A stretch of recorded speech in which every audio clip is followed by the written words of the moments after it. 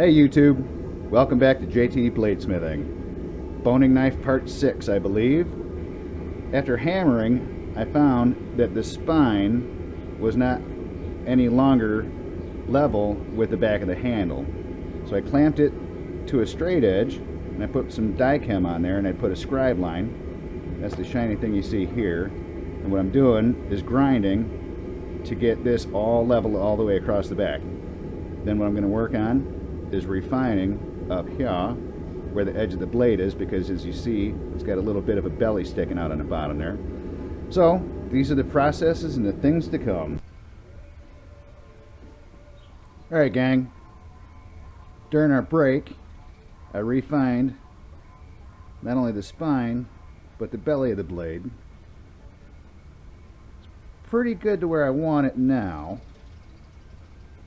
Next step is going to be rounding up here and doing a little bit of rounding work here because it's still a bit choppy. And you get the Dremel out, clean up the spine here for the handle, and even this up a little bit right here. But that's where we're at. Special apologies. My cousin came by, wanted me to help him heat treat his knife that he's working on. And I was going to film that process. I just didn't.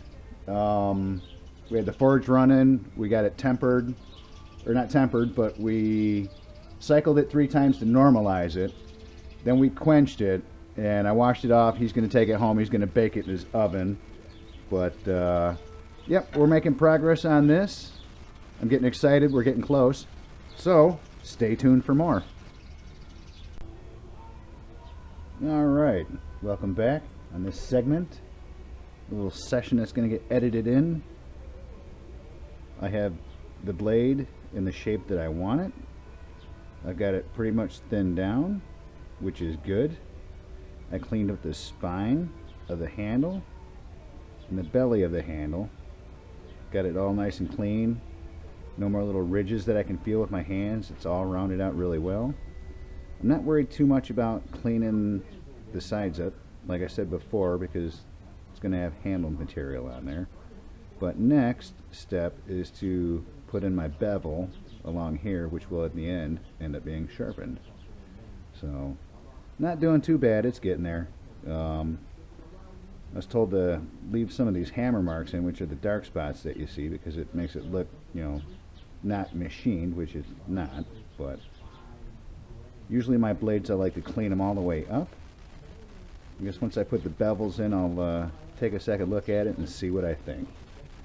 So I have to make a jig for beveling, and that's what's going to be next. I had to take the table off my sander here because I'm going to put a big block of wood across so that I can actually clamp this blade to it and drag it across so that I have enough space to work on. So that's my next step. Bust out the skill saw and get some wood put together and put some legs on it. We'll see you then. Alright, a little bit of time out. Got this little very rudimentary platform built. Got it just set in front of a belt sander. I took my little bench off of that, set this in place. Now the idea is to get this close to the sanding belt as you can without hitting it. And this is a bevel jig. It's got a bolt running through it with a little head on there, and that's going to allow me to drag the blade across and keep the bevels the same on both sides. So I'm going to do a couple passes and see how that turns out. Be back in a flash. So, leaving the blade attached to the block, the beveling jig, after a few passes, you can see where the shiny edge here is. That's the bevel. And it seems to be pretty consistent all the way down. Now granted, there's a couple waves in it that you can see, and I'll work on getting those out of there. But for being a makeshift jig out of a piece of ply or 2x4 with a bolt running through it, I'd like to thank my cousin Andy for dropping that off. And if we're going to do shout outs, I'm going to give a shout out to Gerald McGee, old buddy of mine from the Army. Was the only one that commented on the last video. But this thing's starting to shape up pretty good. So you guys stay tuned. I'm not going to bore you with any more. I'm just going to get back to work. And we'll see you on the next video. Take care, YouTube. Don't forget to like and subscribe to JTD Bladesmithing. Tell your friends about me. They might want to learn something as well. Thank you. Good afternoon.